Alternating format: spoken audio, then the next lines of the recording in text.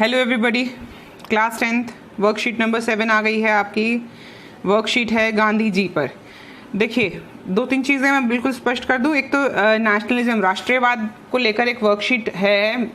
3 videos हैं इसी YouTube channel पर, वो मैं अभी आपके डिस्क्रिप्शन बॉक्स में शेयर कर दूंगी ताकि उन वीडियोस को आप देख सकें। वो पूरा राष्ट्रवाद और पूरी इंडियन स्ट्रगल की, भारत ने कैसे आज़ादी प्राप्त की, वो पूरा का पूरा ब्यौरा, कैसे कैसे क्या क्या हुआ, गांधी जी कैसे आए, कैसे आंदोलन हुए, कहाँ पर कौन सा अधिवेशन हुआ कांग्रेस का, उस बारे में पूरा नेशनलिज्म का, राष्ट्रवाद का एक चैप्टर है। वो आपको वो 3 वीडियोस हैं उसको ध्यान से देखिएगा, समझिएगा। और let language not be the barrier, और लैंग्वेज पे ज़्यादा मत ध्यान दीजिए, कॉन्सेप्ट पर ध्यान दीजिए। अगर आपको इंग्लिश की वीडियो मिलती है तो इंग्लिश में सुन लीजिए, हिंदी की वीडियो मिलती है तो हिंदी में सुन लीजिए, because the main focus is knowledge. Knowledge ज़रूरी है। इंग्लिश इतनी तो समझ में हम सबको आती है कि थोड़ी बहुत इंग्लिश के वर्ड्स हम लोग समझ पाएँ। और उस वीडियोस को ध्यान से देखिएगा और नोट्स बनाइएगा। तब तक हम लोग ये वर्कशीट करते हैं। अगर आपने यूट्यूब चैनल को सब्सक्राइब नहीं किया है तो let's GK with Manisha Dhankhar इस यूट्यूब चैनल को सब्सक्राइब कर लीजिए। अगर वह सब्सक्राइब किया हुआ है तो प्लीज़ अपने दोस्तों के साथ ये वीडियो शेयर कीजिए ताकि उनको भी फ़ायदा हो सके और वो लोग भी वीडियो से कुछ ना कुछ नया सीख सकें। चलिए शुरू करते हैं वीडियो। गांधी जी 1915 में दक्षिण अफ्रीका से भारत लौटे थे और जनवरी के महीने में वो लौटे थे। जिस दिन वो लौटे थे उस दिन को प्रवासी भारतीय दिवस मनाया जाता है। This is the question for you कि किस दिन प्रवासी भारतीय दिवस मनाया जाता है, जनवरी का कौन सा दिन है वो।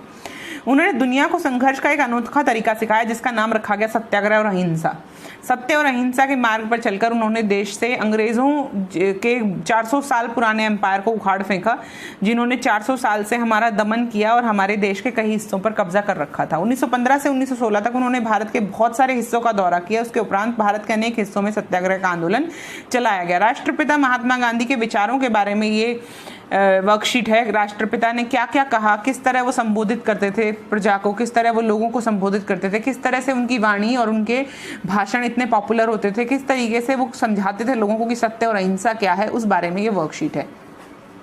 मालगुडी को गांधी जी का स्वागत करने का सम्मानजनक अवसर मिल रहा था। जोर से नारा गूंजा, गांधी जी की जय। गांधी जी ने शुरुआत में ही स्पष्ट कर दिया वे सैद्धांतिक तौर पर हिंदी में ही बोलेंगे। मैं अंग्रेजी में आपको संबोधित नहीं करूंगा। अंग्रेजी हमारे शासकों की भाषा है और उसने हमें अधीन बना लिया है।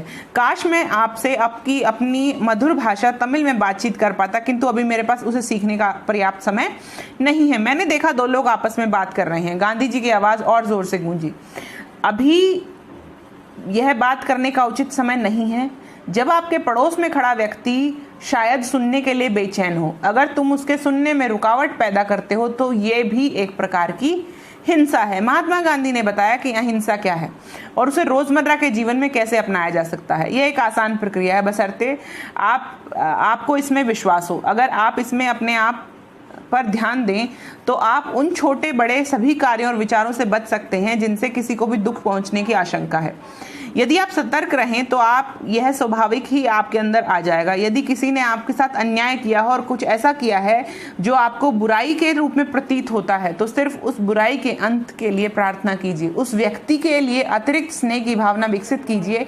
आप पाएंगे कि आप उसमें बदलाव लाने में सक्षम हुए हैं। यहाँ पर एक सिंपल सा कॉन्सेप्ट गांधी जी ने समझाया है कि अगर आपको बुराई को मिटाना है तो बुराई को मिटाइए, बुरे को मत मिटाइए। बुरे को मिटाने से बुराई नहीं मिटेगी। बुरे को मिटाने से सिर्फ वो इंसान मिट जाएगा जो शायद एक अच्छा इंसान बन सकता था। ये है आपका पैराग्राफ। इसको 2 बार पढ़िएगा। बहुत ही सुंदर विचार और बहुत ही सहज तरीके से दिखाए गए हैं इसमें, और बहुत ही सुंदर वाणी में गांधी जी ने समझाया है कि क्या होती है हिंसा। आपके अनुसार गांधी जी ने सैद्धांतिक तौर पर हिंदी बोलने का निर्णय क्यों लिया, ये आपको खुद डिसाइड करना है। उन्होंने क्या कहा? उन्होंने सैद्धांतिक तौर पर हिंदी में बोलने के लिए कहा क्योंकि मैं अंग्रेजी में संबोधित नहीं करूंगा।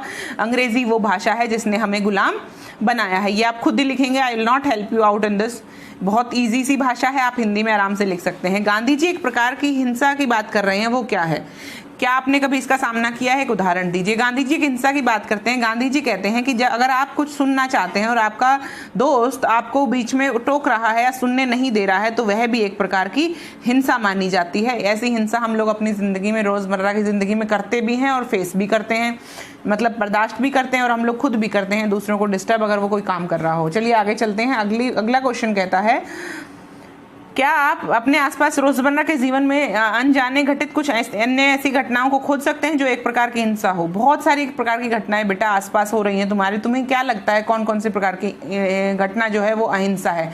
एक हिंसा का एग्जाम्पल आपने अभी भी देखा कि किसी को सुनने ना देना जबकि दूसरा आदमी सुनना चाहता है भी हिंसा है। तो आप अपने मन से सोचिए कि कौन कौन सी चीजें ऐसी हैं जो आपको हिंसा लगती हैं या आपको लगता है ये गलत हो रहा है।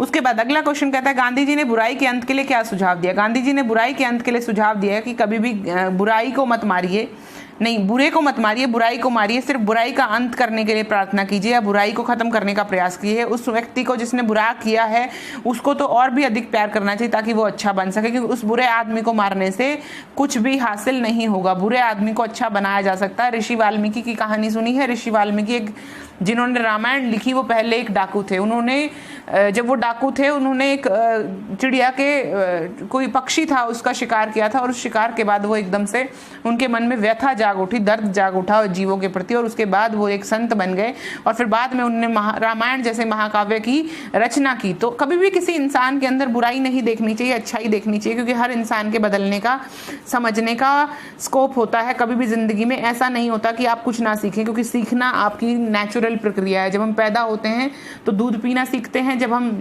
बड़े होते हैं तो आप बहुत सारी चीजें सीखते हैं। सीखना हम सबके लिए बहुत आसान है।